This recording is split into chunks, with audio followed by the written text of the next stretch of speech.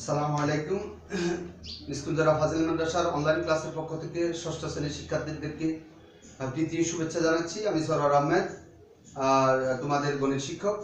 শিক্ষার্থী বন্ধুরা, আমরা তোমাদের বীজগণিতের ধারাবাহিক আলোচনার প্রেক্ষাপটে আজকে তোমাদেরকে আমি বীজগণিতীয় রাশির বিয়োগ সম্পর্কে উপস্থাপন করছি। এই বিষয়ে তোমাদের জন্য দুইটা সমস্যা আমি বোর্ডে লিখেছি। শিক্ষার্থী বন্ধুরা, তোমরা এর মধ্যে অবশ্যই তোমাদের যাচাই সেটের সামনে খাতা কলম নিয়ে প্রস্তুত আছো। তোমরা এই দুটি প্রশ্ন আপাতত তোমাদের খাতায় উঠিয়ে নাও।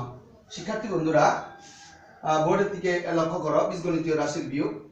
আমরা প্রথম পর্বে বীজগণিতীয় রাশির যোগ সম্পর্কে আলোচনা করতে গিয়ে সদৃশ পদ সম্পর্কে তোমাদেরকে বুঝিয়েছিলাম। বিশেষ করে আমি সদৃশ বিসদৃশ পদের ব্যাপক আলোচনা তোমাদের সামনে উপস্থাপন করেছি।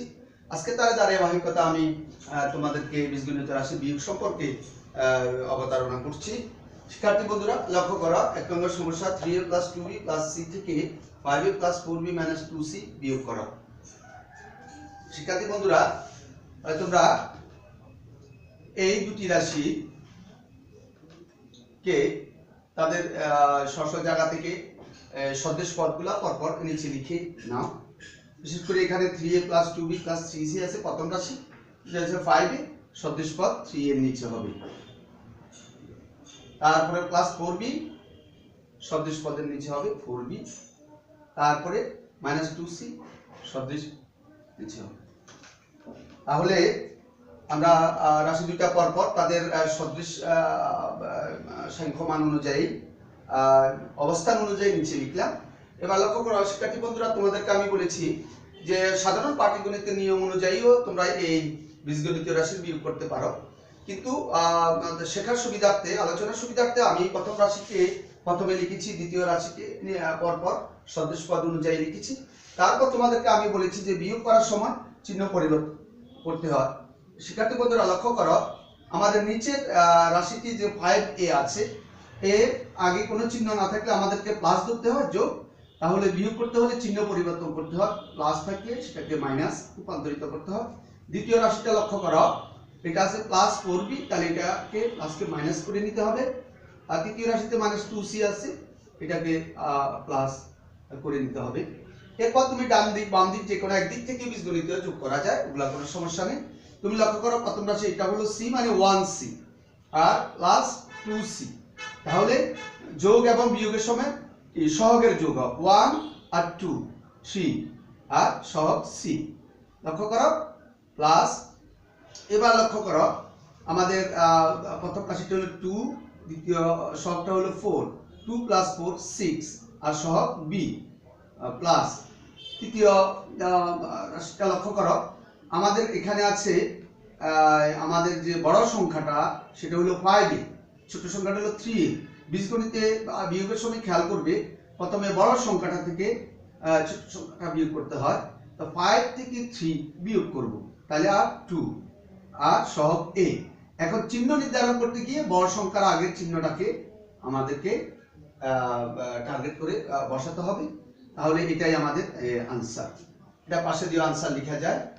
শিক্ষার্থী বন্ধুরা, এটা এডিটিং করে দিচ্ছি। শিক্ষার্থী বন্ধুরা, লক্ষ্য করো, এখানে একটা খেয়ালের ভুল হয়েছে। এখানে এটা c মানে 1c, 1 ইনটু, কারণ 1 সকল সংখ্যার গুণনীয়ক, এখানে 1 আছে আর 2 3c। তারপরে এখানে লক্ষ্য করো যে আমাদের এখানে বড় সংখ্যা হচ্ছে 4, বড় সংখ্যার আগে মাইনাস আছে, 4 থেকে 2 ইউ হলো আর 2 আর সহগ b। হ্যাঁ, তারপর বড় সংখ্যার আগে কোন চিহ্ন আছে, মাইনাস, মাইনাস বসালাম। এখানেও ঠিক একইভাবে 5 থেকে 3 মাইনাস হয়েছে 2 আর a, আর বড় সংখ্যার আগে মাইনাস লিখলাম। শিক্ষার্থী বন্ধুরা, এই বিষয়টা তোমরা অবশ্যই বুঝে। দ্বিতীয় লক্ষ্য করো, দ্বিতীয় সমস্যাটি লক্ষ্য করো। আমাদের প্রথম রাশিটা হচ্ছে x² + a² + b² + c² থেকে -a² - x² - b² - d² বিয়োগ করতে। আমি বিশেষ করে সদৃশ পদগুলা নিচে নিচে লিখে করছি। তো a² এখানে দ্বিতীয় পদ, তারপরে -x² এখানে প্রথম পদ, তারপরে আসো +b²। তারপর লক্ষ্য -d² এটা এখানে সদৃশ পদ নেই, আর তাহলে এটা বাইরে লিখবে, এই বরাবর বাইরে লিখবে। এবার তুমি বিয়োগ করো, বিয়োগ করার প্রথম শর্তটা হচ্ছে চিহ্ন পরিবর্তন করি, যে মাইনাস আছে এটা প্লাস হবে, নিচের রাশিটার এটা প্লাস আছে এটা মাইনাস হবে, এটা মাইনাস এটা প্লাস হবে, এটা মাইনাস আছে এটা প্লাস হবে। এবার তুমি ডান অথবা বাম দিক থেকে করতে পারো, এটা প্লাস ডি স্কয়ার, এটা নিচে কিছু নেই, তুমি ইচ্ছে করলে শূন্য লিখতে পারো, কোনো সমস্যা নেই। হ্যাঁ, তা সি স্কয়ার প্লাস, এবার লক্ষ্য করো প্লাস বি স্কয়ার এটা মাইনাস বি স্কয়ার, তাহলে প্লাস বি স্কয়ার থেকে মাইনাস বি স্কয়ার গেলে আর কি শূন্য। তারপরে আসো এটা প্লাস স্কয়ার এটাও প্লাস স্কয়ার, তাহলে স্কয়ার মানে কি 1, এটা সহগ 1 আছে এটা সহগ 1, তাহলে 2 আর স্কয়ার প্লাস, তারপর লক্ষ্য করো এটা এই কতটার আগে প্লাস এক্স স্কয়ার এটাও প্লাস এক্স স্কয়ার, তাহলে এটা 1 1 2 এক্স স্কয়ার। তুমি এটা आंसर লিখতে পারো 2x square plus 2a square plus 2 square plus b square, এভাবে লিখতে পারো। শিক্ষার্থী বন্ধুরা, আমরা বীজগণিতীয় রাশির বিয়োগ শিখলাম। আশা করি তোমরা বিষয়টা আত্মস্থ করতে পেরেছো। তোমাদের সবাইকে ধন্যবাদ। তোমরা এগুলা খাতাতে উঠিয়ে নাও এবং বাসাতে বেশি বেশি করে চর্চা করবে এবং পরবর্তীতে সমস্যা হলে আমাকে জানাবে। তোমাদের সবাইকে ধন্যবাদ। আসসালামু আলাইকুম ওয়া রাহমাতুল্লাহি ওয়া বারাকাতুহু।